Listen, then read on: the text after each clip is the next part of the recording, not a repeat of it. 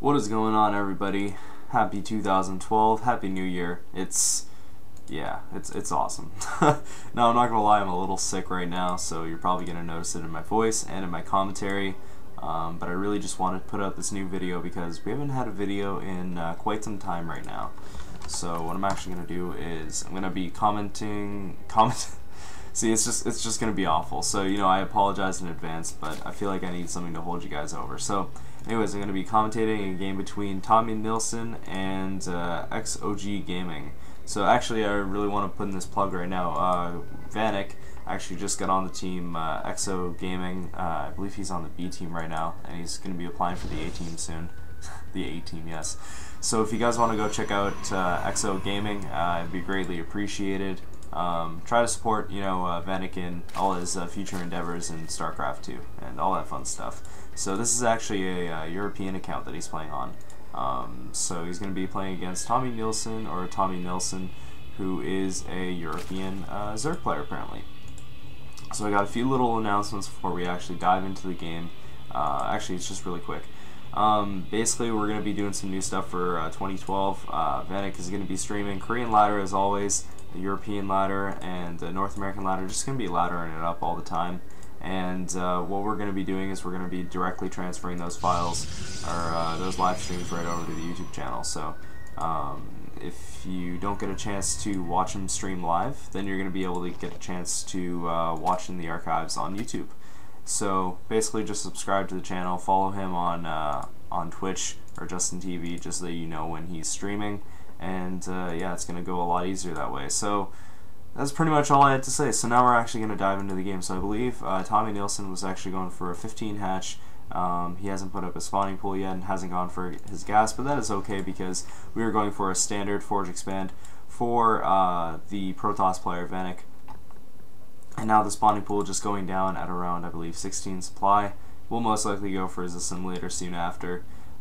Usually that's the way that Zerg players like to do this, and I actually kind of like this playstyle really. As a Zerg player myself, I find that a lot of players will kind of go for that 15 hatch, then they'll go right for the spawning pool, but I find it's a lot better to actually put out some drones first, and then go for your spawning pool, just because you're going to have a way better economy, and you'll have a lot more drones to saturate your expansion once it actually goes up. And back at the base of the Protoss player Vanek, we are looking at a cannon going up, a gateway going up, and his natural expansion going up, and as well just continuing to make drones, or sorry, probes, halting a little bit, but most likely to save up for that first zealot, and maybe some more cannons later on. And one thing I really want to mention about Vanek's style of play, you'll constantly know this through most of the replays I'm going to be casting. I find that I usually get a lot of good replays from him, so I end up casting like half of the ones that he sends me anyways. Actually, you know what, I think I've casted pretty much all the replays that he sent me, but anyways, something you'll notice about his play is he constantly pumps out probes, and in lower league kind of play, you really, actually in any kind of play, you really need to pay attention to that. I was just going to say, in lower league kind of play, I find out that there's not a lot of drone, SCV, or probe, I guess worker pumping, but it's one thing that you really have to get a hang of and really start doing a lot more often. So the Zerg player is going to be going for a 3-base build basically, and it's one of the things that that is really actually powerful against the Protoss players, and it's something that I hear a lot of complaints against whenever talking to TOS players. They always complain about how it's so easy for Zerg to go on 3 bases, because basically with a Forge Expand going down, you really have a lot of room to go for that 3rd base, because the Protoss player is working on getting his Cyber Core up, getting some early Zealots to deal with some early harassment, as well getting the cannons, pylons, just really cost effective, I guess. Takes up a lot more minerals than you'd expect it would. So when you take up that many minerals, basically you have the chance to get that fast 3rd base up, and what you're going to be seeing from the Zerg players is going to be constantly pumping out probes. Not really going to be pumping out too many units because he knows that an attack probably isn't coming anytime soon. He did good Overlord scouting. But we do have another gateway going down for Vanek as well, and we do have that +1, which is just crucial against Zerg.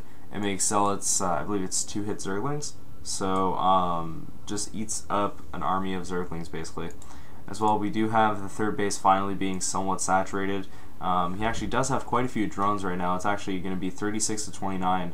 So off 3 bases, it's not really too surprising. But I think it's interesting to note that even off 2 bases, Vanek is still only slightly behind, I believe, by eight probes now. He's behind. So it's really not even that bad considering 2 bases to 3 bases. But he's got to work on right now trying to figure out how many bases the Zerg player is on, because you can't let Zerg players constantly stay on 3 bases. You need to do that effective scouting, and I believe he will be moving over for an attack right now. We'll most likely go and check out that 3rd base, because when a Zerg player watches you forge expand, they will often take that early 3rd base, just like this player did right here. And as well, I think this is really good timing for Vanek, because we do not see any Zerglings in production. We don't see now we see roaches coming down as he finally sees the attack coming out, but Vanek will get a good chance to take out a queen here, possibly, and as well do a lot of work as far as taking out some drones. So it looks like he's going to be trying to target that queen so that he can inject. But again, he's on 3 bases. He doesn't know this, but 3 bases, you're going to be able to inject still at the other 2 bases, and as well making a pylon to warp in more units and do some more effective damage. And I believe that Stalker will actually be able to take out that Overlord, which will be actually very effective, going from, I believe it was like 106 or something to 94 now. So we're going to look at the worker skill because I wasn't paying too much attention to it, but ended up getting 5 worker kills as well. So I'm going to definitely put him a little ahead of his opponent. I believe he's still maybe ahead as far as drones too. Wow, I did not expect that at all. It really looks like he has been just completely droning up his entire game. I mean, 39 to 29, it's still a 10 lead. Not like a significant lead as far as talking about 3 bases to 2 bases, but you know, definitely is going to give the Zerg player a huge economy boost, I guess, compared to the Protoss player Vanek. And as well, he has quite a few gateways up. I didn't mention this before. He actually has 7 gateways up, which is obviously going to help him pump out a lot of units and combat against the Zerg's 3 bases. And right there, he actually did scout out the 3rd base and saw that maybe a possible 4th was coming along, because as of this point of the game, he really doesn't have a whole lot of gases up. The Zerg player really isn't doing a lot of saturation, I guess, or sorry, injects, but it really doesn't matter as of right now. It just really seems like he's trying to pump out as many drones as he can. That kind of leads me to believe that he is going to be going for a possible 4th base. And actually, I was really surprised to see that the probe count is just, it's 32 to 50, so Vanek really heavily focusing his minerals on pumping out some units and doing some damage here, because he realizes now that his opponent is on 3 bases. He'll be going for 4, and he's just saying, okay, well, I need to do something. I need to do some damage. He did actually get a lot of worker kills, and he is continuing to kill roaches, but I don't think it's enough at this point. He needs to try and expand, or needs to try and switch something up here, maybe switch up his tech path, which he actually did. Now that I notice it now, he is actually putting down the Twilight Council, so he may go for some Templars, whether it be High Templars or Dark Templars. Both will be effective in this situation. Always good to kind of switch up your tech and really utilize all your options. What I could see working for him is, oh wow, didn't even notice this here. We have 2 Zealots actually just going to work, and 2 more Zealots being moved in, just going to work on that expansion. I believe they actually killed quite a few drones in this area too, so the workers killed again. Yes, we have 16 killed, and as well, look at the units killed tab for OG Gaming. Look at that, 68. So definitely a very effective attack and very effective pressure, and I definitely say it was worth it. So as well, what I was mentioning before is the Templars. If he decides to go for High Templars, it's going to be really helpful, because he can end up just kind of going for that Storm, and against this army, it's going to do really good, especially if his opponent decides to go for Mutas. As well, you know, Storm is going to do very well, and then switching into Archons, going to be very effective as well. As well, Dark Templar, if your opponent is deciding to go on you know, a mass base spree where he's just going to be expanding at every point and every chance that he gets, Dark Templar is going to the mineral line. It's definitely going to mess up your opponent, get inside of your opponent's head, and really just, yeah, like I said, mess them up. So both are really good choices.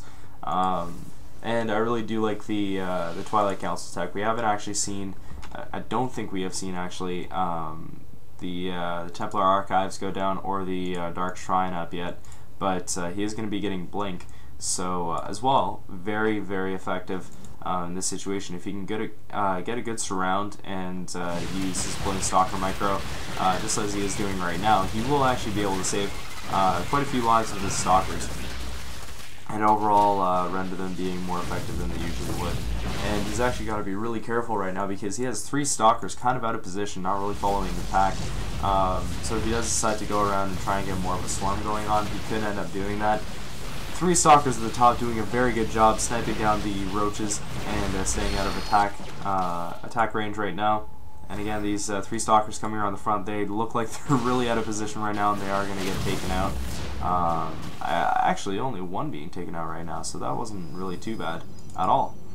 And we do have just more Blink Stalkers being warped in, so it doesn't look like he's going to go for any Templar Archive at the moment. He is just going to go for upgraded Blink Stalkers, and I think that is a really effective pattern or build to go. Pattern, where did I come up with pattern? Pattern was probably the last word I should have used there, but again, sick. It's kind of the weather. We're seeing a lot of good Blink Micro right here. Again, like I said before, Blink just really upgrades, I guess, the survivability of your Stalkers, and you really get the most use out of them.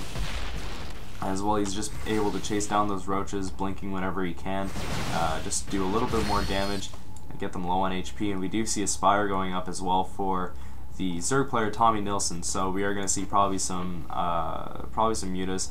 And if he wants to later on, he could end up putting down that infestation pit and could actually go for the hive. And as well, I didn't mention this before, but he is actually putting up the 4th base finally.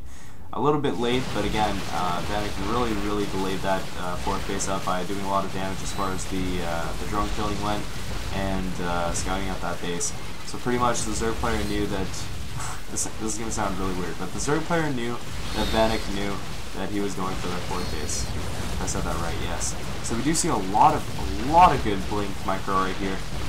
You see a lot of low HP Stalkers, but what he's doing is he's just waiting until one gets to low HP, then blinking it back, and just getting exactly the most use out of his Blink Stalkers that he possibly can. And I think that's just really smart play. Really outplaying his opponent right here. His opponent looks like he's, you know, definitely a decent Zerg, but he really isn't making the right decisions as far as tech paths. I mean, I think the last thing I would have gone if I saw Blink Stalkers would be mutas. That would be the exact last thing I would go.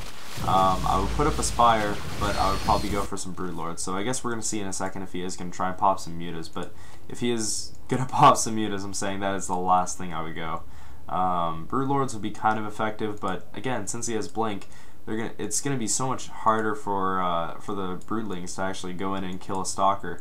I mean, let's just say, for instance, the Stalkers head on, you know, right around here. Like, as you can see, the little Broodlings trying to kill them. But anyways, if the Broodlords basically take on the Stalkers face to face, what's basically going to happen is the Broodlings are going to surround the Stalkers, and then right away the Stalkers are going to blink out or blink behind this little bit of army and then start killing the Broodlord. So I think Aspire at this point of the game is just really the wrong tech path to go. I would have suggested maybe Infestors, maybe Hydras.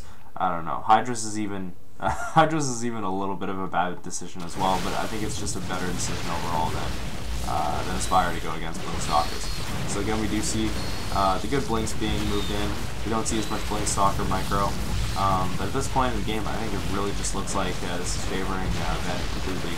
I mean, the Roaches weren't even target firing some of the lower HP Stalkers, and right away just leaves, just really pissed off, just ended up leaving. I find that kind of interesting because for so long he was on 3 bases, right, and then going on to 4. And the whole game, Vanek was only on 2 bases. And I actually want to quickly look at the unit stat. We have 57 drones to 40 probes. And I guess the reason why Vanek did so well was because he kept that pressure up on the 3rd and 4th base. Really kind of confused his opponent as to what to do. As you can see, like previously in the game, you know, sent some zealots out to kill some of the drones. That definitely took a huge impact over his opponent. And if we look at the workers killed, we definitely see that this game is heavily favoring Vanek, 121 and 16 compared to 38-2.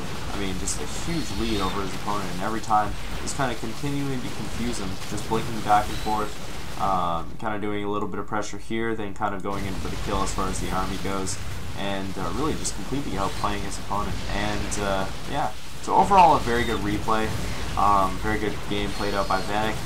I'm really sorry about the voice thing, guys. You know, try to get better as fast as I can. But I really did want to put out a video for you guys to kind of hold you off. So I think the last thing I have to talk about again is just you know, kind of self-promote. Do that self-promotion. So like I said before, Vanek is always laddering, maybe not always laddering, but definitely laddering quite a bit. And right after he's done laddering, we're gonna go ahead and upload that shit to YouTube. So if you want to go check out that content, go to Killspree Gaming, youtube.com/Killspree Gaming, and go ahead and subscribe to that as well. Subscribe to Machinima Realm. Great content as always. Never fails to impress. And I didn't see this before, but the little roach just got completely swarmed by the stalkers. Thought he was completely fucked, and then just ended up just keep going. That is the luckiest roach I've ever seen. So anyways, before I, you know, drag this on longer than it needs to be, I'm just going to sign out right now. I hope you guys enjoy the replay. This is Roy, /Killspree Gaming, /Yuka, whatever you would like to call me. But on Machinima Realm, I'm going to be going as Roy or Killspree Gaming. So, hope you guys enjoyed the replay, /game, /commentary. I will be making more in the future. Take care. Peace.